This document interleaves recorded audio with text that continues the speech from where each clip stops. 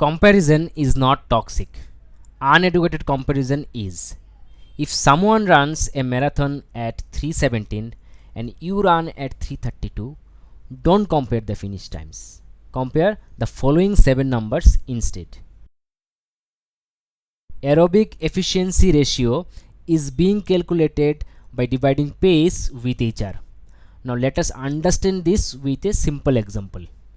Suppose runner A runs 5 minutes per kilometer at 135 HR, that is 300 seconds divided by 135, 2.22 is the ratio. Now runner B runs 5 minutes per kilometer at 165 HR for the same distance. The ratio becomes 1.81. Higher the number is more efficient engine. So runner A is efficient than runner B. In short, our focus should be on building that efficient engine over time. Efficient aerobic runners usually run marathons at 80 to 85% of max HR. If a runner runs marathon at 88 to 92% of max HR, that should be considered as too high. Let's understand this with another example. If my max HR is 195, 85% of that is 166 beats per minute. If I race marathon at 175 average, I am surviving, not cruising. That means I have an aerobic base gap and I need to work on this, because this also extends my recovery time. Now HR drift in long run can also be understood with a simple example.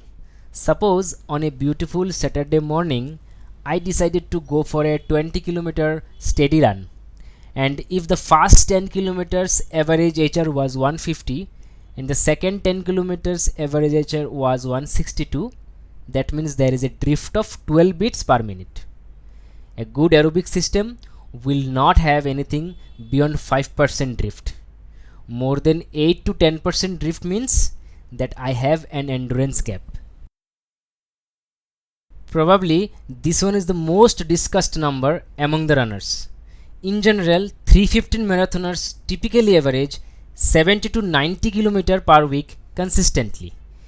If I am running at 40 km per week and comparing myself with a 315 runner, I am not comparing, I am dreaming. Here is the most underrated metric.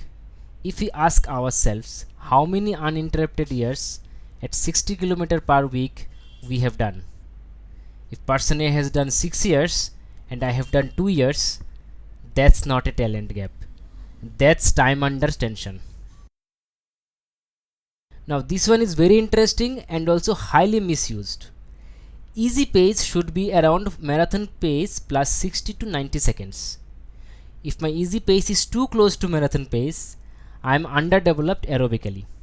For example, if my marathon pace is 450 per kilometer, my easy should be around 550 to 620.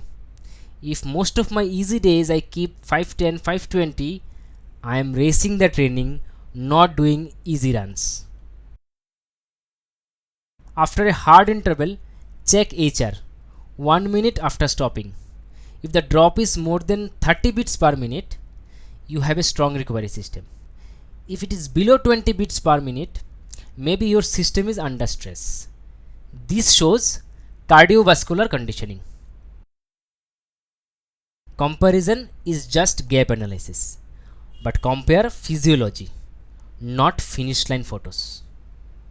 If someone runs at 315 at 40 years old, 135 beats per minute at easy run, 80 km weekly for 5 years, that's what you compare. This is Virology, train with understanding.